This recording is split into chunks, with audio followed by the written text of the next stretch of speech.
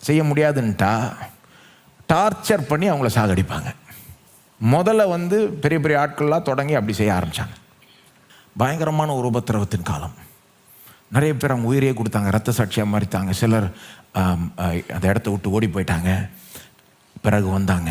அதில் ஒரு கூட்டம் அந்த டார்ச்சர்னால், அந்த ப்ரெஷர்னால் இயேசுவே மறுதளிச்சிட்டாங்க. அவங்க சொன்னதை செஞ்சிட்டாங்க. ஐயோ, இந்த டார்ச்சர் தாங்க முடியலன்ட்டு, பயங்கரமான டார்ச்சர். நான் அந்த டீட்டெயில் கூட சொல்ல விரும்பல. அவங்க சொல்கிறத செஞ்சிட்டாங்க. அவங்க ரோம கடவுளை வணங்கிட்டாங்க, அந்த கடவுளுக்கு பலியிட்டாங்க, சர்டிஃபிகேட்டை வாங்கிட்டாங்க, மறுதளிச்சிட்டாங்க, பின்வாங்கிட்டாங்கன்னு சொல்லலாம். ஒரு 2 வருஷத்துக்கு கழிச்சு அந்த பயங்கரமான அந்த உபத்திரவம் தணிஞ்சிருச்சு. தணிஞ்ச பிறகு அந்த பேரரசன் செத்துட்டான் பாருங்க. அது தணிஞ்ச உடனே என்ன நடந்தது? சபை விட்டு போனவங்கெல்லாம், மறுதளிச்சவங்கெல்லாம், விசுவாசத்தை விட்டு பின்வாங்கினவங்க எல்லாம் திரும்ப சபைக்கு நிறைய பேர் வர தொடங்கினாங்க. அதில் மறுதளிச்ச கூட்டம் திரும்ப சபைக்கு வர தொடங்குது. ஆனால் சபையார் சிலர் ஏற்றுக்கொள்ள மறுத்தார்கள். முடியாது, ஏற்றுக்கொள்ள முடியாது அப்படின்ட்டாங்க.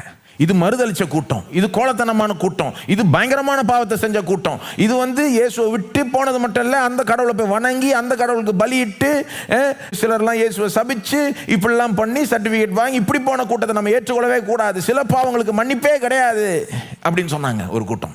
அதில் என்ன சொன்னாங்கன்னா, உதாரணமாக சொன்னாங்க, விபச்சாரம், கொலை. இயேசுவை மறுதளிக்கிறதுக்கு, விசுவாசத்தை விட்டே பின்வாங்குவதற்கு, அப்பாஸ்டசி, இதுக்கெல்லாம் மன்னிப்பே கிடையாது. ஒரு கூட்டத்தார் அப்படி சொல்கிறப்போ இன்னொரு கூட்டத்தார், அதில் ரொம்ப பவர்ஃபுல்லான சில பிஷப்ஸ் எழும்பினார்கள். சிப்ரியன் அப்படின்ற ஆடெல்லாம் அவங்க சொன்னாங்க, அவங்க பல ஆர்கியூமெண்ட் சொன்னாங்க. இல்லை, மறுதளிச்சா கூட திரும்ப அவங்க வராங்கன்னா, உண்மையிலே மனம் திரும்பி வராங்கன்னா அவங்கள நம்ம ஏற்றுக்கொள்ளணும் என்பதற்கு சில காரணங்கள் கொடுக்குறாங்க. அதில் ஒரு காரணம் என்ன தெரியுமா? அவங்க சொல்கிறாங்க, பேதுருவையே ஏற்றுக்கொண்டவர் எவரையுமே ஏற்றுக்கொள்வார் என்பதை காண்பிச்சிட்டாரு. இப்போ நாம் யார் தடை செய்வதற்கு? அவங்க உண்மையிலே வராங்கன்னா, மனம் திரும்பி வராங்கன்னா அவங்கள நாம் ஏற்றுக்கொண்டு தான் ஆகணும் அப்படின்ற ஒரு முடிவு எடுத்தாங்க.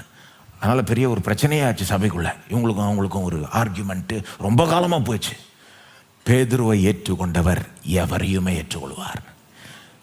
அதனால தான் சொல்கிறேன், கிறிஸ்தவங்களை பார்த்து கிறிஸ்துவ எடை போட்டுறாதீங்க.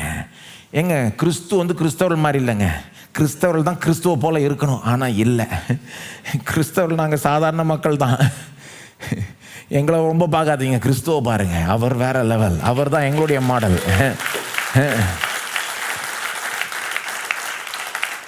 வெளி ஆட்களுக்கு சொல்கிறேன், நாங்களும் அவரை போல தான் ஆகணும்னு பார்த்துக்கிட்டு இருக்கோம். அவரை பார்க்க அவரை போல அதிகமாக ஆகும். ஆனால் எங்களை பார்த்து அவரை